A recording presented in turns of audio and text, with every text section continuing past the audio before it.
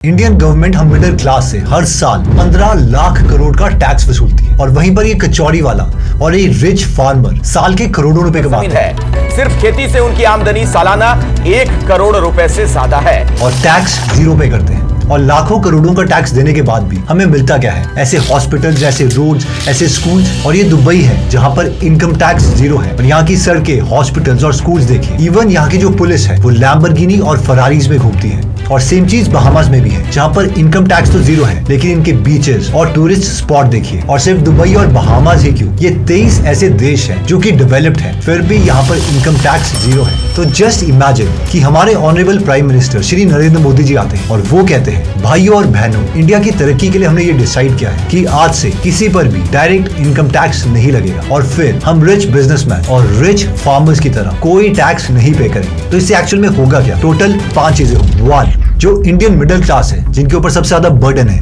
उन्हें राहत मिलेगी। आज भारत में सिर्फ 1.6% लोग ही टैक्स पे करते हैं और बाकी 98% लोगों का भार उठाते हैं। आज भी भारत में अगर आपकी इनकम थोड़ी सी भी ज्यादा है तो आपको 42% तक का टैक्स देना पड़ सकता है। यानी कि अगर आप 100 रुपए कमा रहे हो तो हर 100 रुपए में से 42 रुपए आप सरकार को दोगे। इवन कि अगर आपका 8 लाख रुपए का पैकेज भी है तो भी हर साल आपको 31,000 रुपए का टैक्स पे करना पड़ेगा। तो अगर टैक्स 0 हो जाता है और मिडिल क्लास ये सोचता है कि जो 31,000 पे वो वैसे भी टैक्स में पे कर रहा था, उसे वो इंडेक्स फंड में डालता है और उसे 15% रेट ऑफ रिटर्न मिलता है 30 सालों तक, तो उसका अमाउंट करीबन 1.75 करोड़ हो जाएगा। यानी कि वो चैन की जिंदगी जी सकता है at the time of retirement. फायदा नंबर 2, इनकम टैक्स 0 करने का बेनिफिट छोटे ब्रांड्स को होगा। आज कपड़ों के ब्रांड्स की बात करें तो हमारे मन में कुछ गिने चुने नाम ही आते हैं, जैसे कि नाइकी, प्यूमा, एडिडास, और शायद ही दिमाग में कोई इंडियन ब्रांड आता हो। एक भारतीय स्पोर्ट्सवेयर ब्रांड है जो धीरे धीरे अपनी पहचान बना रहा है और वो है शिव नरेश। 20 रुपए से शुरू हुई इस कंपनी का टर्नओवर आज 250 करोड़ है। देखिए, जो ब्रांड है वो 1980 में आर.के. सिंह और उनके वाइफ ने स्टार्ट किया। उनकी वाइफ कपड़ों को सीलती,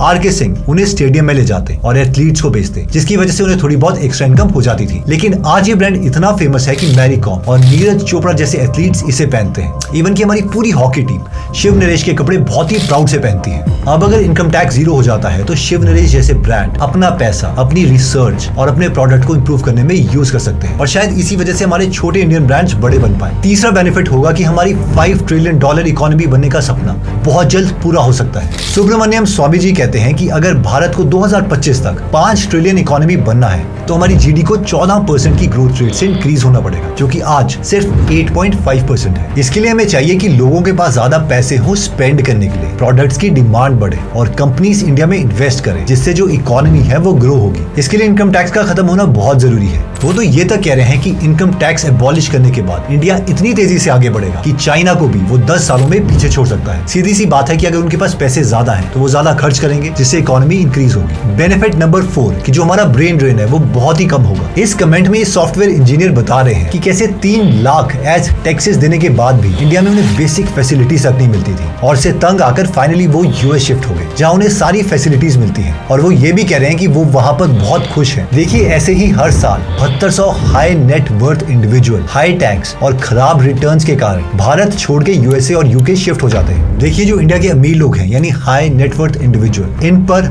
42% तक का टैक्स लगता है, जो कि बहुत ज्यादा भी है। तो अगर हम अपने इंडिया के ब्रेन को इंडिया में रखना चाहते हैं तो इनके लिए हमें टैक्स कम करना चाहिए। बेनिफिट नंबर 5 है कि जो हमारा कॉर्पोरेट टैक्स है वो भी इंक्रीज हो सकता है। देखिए, भारत में कुल 70,000 करोड़ का टैक्स नुकसान होता है क्योंकि कई भारतीय कंपनीज विदेशों में खुद को रजिस्टर करवा लेती हैं और भारत में टैक्स देने से बचती है। ये कुल मिलाकर इतना पैसा है कि इससे आप 11 बार चंद्रयान जैसे मिशन चांद पर भेज सकते हैं और तब भी 4,000 करोड़ हमारे पास बच जाएंगे। फ्लिपकार्ट जैसी कई कंपनीज है जो भारत छोड़कर सिंगापुर जैसे देशों में खुद को रजिस्टर करवा लेती है इंडिया के स्ट्रिक्ट लॉज की वजह से। तो अगर हम इनकम टैक्स हटा देते हैं तो इन कंपनीज पर सैलरी बर्डन घटेगा और ये भी इंडिया में शिफ्ट कर जाएंगी। साथ में इनकम टैक्स ना होने की वजह से जो फॉरेन कंपनीज हैं वो भी अपनी फैक्ट्रीज इंडिया में खोलना चाहेंगी, जिसकी वजह से एम्प्लॉयमेंट इंक्रीज होगी। अब हमें से कई लोगों के मन में ये सवाल आ रहा होगा कि अगर हम लोग इंडिया को पैसे नहीं देंगे तो गवर्नमेंट इंडिया को इंप्रूव कैसे करेगी? देखिए, पहले तो ये समझना पड़ेगा कि हर 100 रुपए जो गवर्नमेंट को मिलते हैं उनमें से 15 रुपए डायरेक्ट इनकम टैक्स से आते हैं। लेकिन फिर भी सवाल यह है कि गवर्नमेंट को ये जो 15% इनकम टैक्स मिल रहा था, अब ये जो कम हो जाएगा तो सरकार कैसे चले? तो इसके लिए हम देखते हैं कि वो 23 कंट्रीज जहाँ पर इनकम टैक्स 0 है वो कैसे पैसे कमाती है। देखिए, अगर यूए की बात करें तो ये एक 0 टैक्स कंट्री है, लेकिन यहाँ पर तेल की भरमार है। यहाँ की सरकार हर उस इंडस्ट्री से 50% तक का टैक्स लेती है जो तेल की एक्सट्रैक्शन करता है, जिससे इनकी काफी अच्छी इनकम हो जाती है। इसके साथ ही जब भी कोई टूरिस्ट उनका देश छोड़ता है तो उसे 35 दिराम डिपार्चर टैक्स पे करना पड़ता है, विच इज अराउंड 800 रुपीज। साथ ही अल्कोहल पे टैक्स है, लाइसेंस फीस और फाइन्स भी बहुत ज्यादा है। फॉर एग्जाम्पल, अगर आप दुबई में रेड सिग्नल क्रॉस करते हो तो आपको 50,000 दिराम का फाइन देना पड़ेगा, यानी कि करीबन 11 लाख रुपए। वहीं पर बहामास की बात करें तो ये देश अपना 50 से 60% रेवेन्यू टूरिज्म से जनरेट करता है। और वहीं पर अगर हम अपने पड़ोसी देश मालदीव्स की बात करें तो यहाँ पर भी इनकम टैक्स 0 है, लेकिन ये देश अपना 80% रेवेन्यू इंपोर्ट ड्यूटीज और टूरिज्म से कलेक्ट करता है। हमें से कई लोगों के मन में ये सवाल आ रहा होगा कि हम भी ये सब करके अपना इनकम टैक्स हटा सकते हैं, बट रियलिटी ये है कि इंडिया के पास कोई तेल के कुएं नहीं है और ना ही हमारा टूरिज्म सेक्टर फिलहाल इतना ज्यादा इनकम जनरेट कर सकता है। आए दिन फॉरेन टूरिस्ट के साथ बदतमीजी के वीडियोस इंटरनेट पर देखने को मिलते हैं। वहीं पर लक्षद्वीप जैसे आइलैंड जिसे हम बहामास जैसा बनाना चाहते हैं, वहाँ भी इन्वायरमेंटल कंसर्न्स और पब्लिक प्रोटेस्ट करती है कि यहाँ पर कोई इंफ्रास्ट्रक्चर डेवलपमेंट नहीं होना चाहिए। New here to happen, all these SOPs we don't want, we want to reject all this and we want to live as we were living before. इसलिए जो हमारे सॉल्यूशंस हैं वो इन 23 कंट्रीज की तरह नहीं हो सकते। तो हमारे पास 5 सॉल्यूशंस हैं जो हम कर सकते हैं। पहला है taxing rich farmers. Ramcharan Sharma पेशे से तो एक किसान है, लेकिन इनकी एक साल की इनकम 1 करोड़ है फार्मिंग से। रामचरण शर्मा ने 1986 में 6 एकड़ जमीन से खेती की शुरुआत की थी। आज उनके पास 150 एकड़ जमीन है।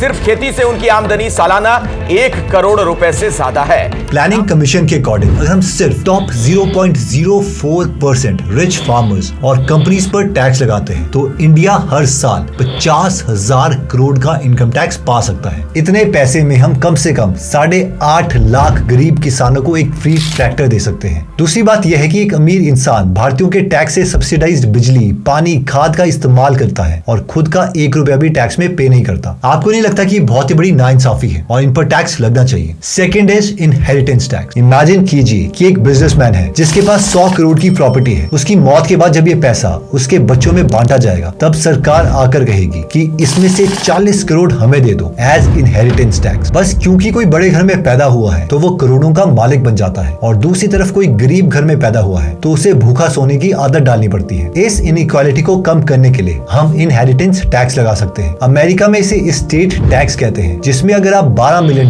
यानी 100 करोड़ से ज्यादा प्रॉपर्टी पास करते हो तो इस पर सरकार 40% तक का स्टेट टैक्स लगाती है। वॉरेन बफेट भी स्टेट टैक्स के सपोर्टर है और वो कहते हैं कि इसे एबॉलिश करना एक टेरिबल आइडिया है। ऐसे टैक्स हम इंडिया में भी इंट्रोड्यूस कर सकते हैं। ऑफ कोर्स हम एक लिमिट डिसाइड कर सकते हैं जिससे लोअर मिडिल और एक मिडिल क्लास को इफेक्ट ना हो और रिच क्लास ही टैक्स दे। थर्ड सोल्यूशन, जो हम बाहर के देश का तेल इंपोर्ट करते हैं उसके बिल को कम करना। देखिए, आपको जानकर हैरानी होगी कि भारत में हर रोज 50 लाख बैरल खर्चा तेल इंपोर्ट करने पे आता है, यानी कि एज अ कंट्री हम 12 ट्रिलियन रुपीस खर्च करते हैं इंडिया में तेल लाने के लिए। ये इतना ज्यादा पैसा है कि इससे आप स्पेस प्रोग्राम अगले 100 सालों तक आराम से चला सकते हो। तो इसके सोल्यूशन में नितिन गडकरी जी इथेनॉल ब्लेंडिंग का आइडिया सजेस्ट करते हैं। जितना एवरेज आपको 120 रुपए के पेट्रोल में मिल रहा है उतना एवरेज आपको 15 रुपए पेट्रोल की कीमत जो है 15 रुपए उतना लीटर का इथेनॉल का एवरेज मिलेगा। इथेनॉल बेसिकली एक बायोफ्यूल है जिसको बनाने के बहुत सारे सोल्यूशन हैं, जैसे कि ये एक मक्की से भी बनाया जा सकता है। तो बेसिकली हम चाहते हैं कि पेट्रोल के साथ इथेनॉल को मिलाया जाए और हमारा टारगेट है कि ये अमाउंट 10% तक बढ़ सके। और अगर ये पॉसिबल हो जाता है तो जितना भी खर्चा हम हर रोज तेल मंगवाने में करते हैं एज अ कंट्री, हमें कम तेल लेना पड़ेगा बाकी देशों से। चौथा सोल्यूशन है कि सब्सिडीज को कम करना। आज 80 करोड़ लोगों को सरकार गेहूं चावल सिर्फ 2 या 3 रुपए में प्रोवाइड करती है। इनमें से कई लोग वेल टू डू फैमिलीज में से हैं जिन्हें इस राशन की कोई जरूरत नहीं है। ऐसे लोग ये राशन सरकार से लेकर मार्केट पे बेच देते हैं। कई बार तो राशन शॉप ओनर्स और सरकारी ऑफिसर्स ही इस अनाज को गरीबों में बंटने से पहले ही बेच देते हैं। This is a new scam in Uttar Pradesh where ration shop owners and government officials allegedly siphoned off ration meant for the poor. 2015 की शांता कुमार कमेटी की रिकमेंडेशन के अनुसार सरकार को राशन सिर्फ 40% जरूरतमंद लोगों को देना चाहिए। इससे सरकार के काफी पैसे बचेंगे। साथ ही फ्यूल, फर्टिलाइजर, पावर सब्सिडीज को भी हम कम कर सकते हैं क्योंकि इसमें से 40% सब्सिडी तो वेस्ट हो जाती है। सब्सिडीज लीकेजेस को अगर हम कम करते हैं तो 2.5 लाख करोड़ रुपए हम बचा सकते हैं, जो कि 4 महीने का इनकम टैक्स माफ करने के बराबर होगा। फिफ्थ सोल्यूशन, इंफ्रास्ट्रक्चर और business friendly environment. American president JF Kennedy का एक फेमस कोट है, America has good roads not because America is rich, America is rich because it has good roads. इससे एक देश के डेवलपमेंट में इंफ्रास्ट्रक्चर के रोल को समझा जा सकता है। देखिए, अगर हम GDP का 1% इन्वेस्ट करते हैं इंफ्रास्ट्रक्चर में तो हमारी ग्रोथ रेट 2% से इंक्रीज हो जाती है। इससे हमारी कंपनीज ग्रो करेंगी और साथ ही फॉरेन कंपनीज भी भारत में अपना बिजनेस शुरू कर सकती हैं, जिससे कॉर्पोरेट टैक्स बढ़ेगा और हमारा देश तेजी से डेवलप होगा। अब हमने इनकम टैक्स को जीरो करने के फायदे तो देख लिए, अब हम देखते हैं कि इसका नुकसान क्या है। पहला नुकसान है कि हमारे देश का कर्ज बढ़ सकता है। आज अगर हमारी सरकार 100 रुपए से देश चलाती है तो उसमें से 34 रुपए सरकार का कर्जा होता है। तो ऐसे में अगर इनकम टैक्स से मिलने वाले वो 15 रुपए भी कम हो जाते हैं तो देश का कर्ज इंक्रीज हो सकता है। सेकंड, महंगाई बढ़ सकती है क्योंकि लोगों के पास ज्यादा पैसे होंगे तो लोग डिमांड ज्यादा करेंगे। अब डिमांड मिसमैच की वजह से चीजों का दाम इंक्रीज हो सकता है। सी रंगराजन कमेटी के अकॉर्डिंग हमारे इंडिया में 36 करोड़ लोग ऐसे हैं जो दिन के सिर्फ 47 रुपए या उससे कम कमाते हैं। मतलब दिन भर मेहनत करने के बाद भी एक समोसा प्लेट खाने के लिए भी इनके पास पैसे नहीं है। और अगर हम इनकम टैक्स कम करते हैं जिसकी वजह से अगर डिमांड बढ़ जाती है और चीजों की प्राइसेस इंक्रीज हो जाते हैं, इन लोगों के पास और ज्यादा डिफिकल्टीज आ जाएंगी। इसका एग्जांपल है श्रीलंका का इकोनॉमिक क्राइसिस। यहाँ सरकार की पॉलिसीज के कारण लोगों के पास दवाई खरीदने तक के पैसे नहीं है। There is trouble in the island paradise. There is no food. At least 500,000 Sri Lankans have fallen into poverty in the last few months. There is no fuel. There are no medicines. क्योंकि सरकार ने अपने सारे loan default कर दिए। Sri Lanka defaults on $51 billion external debt. इसका एक बड़ा कारण है गोतबया रजापक्षा, जिन्होंने 2019 में ये प्रॉमिस किया था कि अगर जनता उन्हें वोट देती है और वो पावर में आते हैं तो वो टैक्स कम कर देंगे। Among his election promises were deep tax cuts. Basically, you vote me to power and I will ensure that you pay less tax. इसकी वजह से सरकार के कर्जे बढ़ते गए और हालात इतने खराब हो गए कि 9 जुलाई 2022 को लोगों ने प्रेसिडेंट के ऑफिशियल रेजिडेंट पर ही हमला कर दिया। अरुण जेटली जी कहते हैं कि इनकम टैक्स को कम करने का आइडिया तो बहुत अट्रैक्टिव लगता है, लेकिन इस पे काफी डिस्कशंस होनी चाहिए क्योंकि इसके कंसिक्वेंसेस भी खराब हो सकते हैं। वो प्रस्ताव बहुत लोकप्रिय लगता है, लेकिन वो कितना प्रैक्टिकल और प्रैग्मेटिक है, इसको लेकर कई संकोच और प्रश्न हैं। अब हम में से कई लोग सोच रहे होंगे कि फिर करना क्या है, इनकम टैक्स को जीरो करें या ना करें। इसे समझने के लिए आप लेफर कर्व को समझिए। यहाँ पर y एक्सिस में है टोटल टैक्स कलेक्टेड और x एक्सिस में है टैक्स का रेट। अगर आप 0% टैक्स करते हैं तो भी सरकार को कुछ पैसे नहीं मिलेंगे क्योंकि उन्होंने टैक्स ही जीरो कर दिया। अगर 100% करते हैं तो भी उनको पैसे नहीं मिलेंगे क्योंकि कोई भी टैक्स नहीं देगा और सब टैक्स चोरी कर सकते हैं। लेकिन बीच में एक पॉइंट आता है, एक ऑप्टिमम पॉइंट, जहां पर जो टैक्स कलेक्शन है वो मैक्सिमम हो सकती है। और अमेरिका इस चीज का जीता जाता एग्जाम्पल भी है। 1962 में जब अमेरिका की इकोनॉमी गिर रही थी और अनएम्प्लॉयमेंट अपनी ऊंचाइयों पर था, तब प्रेसिडेंट JF कैनेडी ने एक हैरान कर देने वाला फैसला किया। Top to bottom cut in both corporate and personal income taxes.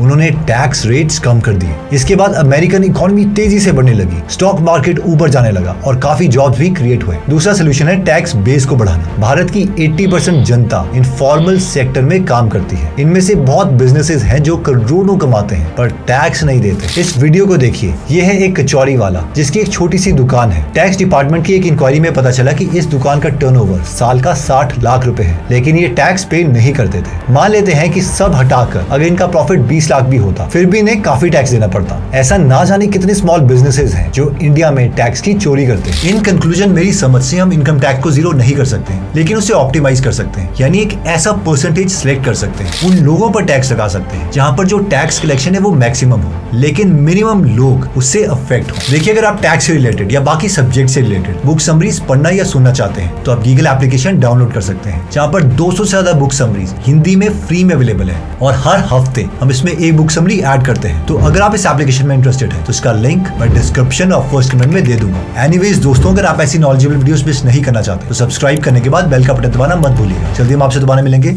जय हिंद।